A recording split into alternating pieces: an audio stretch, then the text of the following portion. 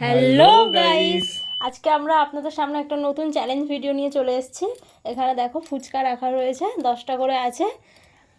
যে সবার ফার্স্ট খেতে পারবে সে জিতবে, আর যে জিতবে সে পাবে 500 টাকা, আর যে হারবে সে খাবে কাঁচা লঙ্কা। ঠিক আছে, দেখতে থাকো কে জেতে।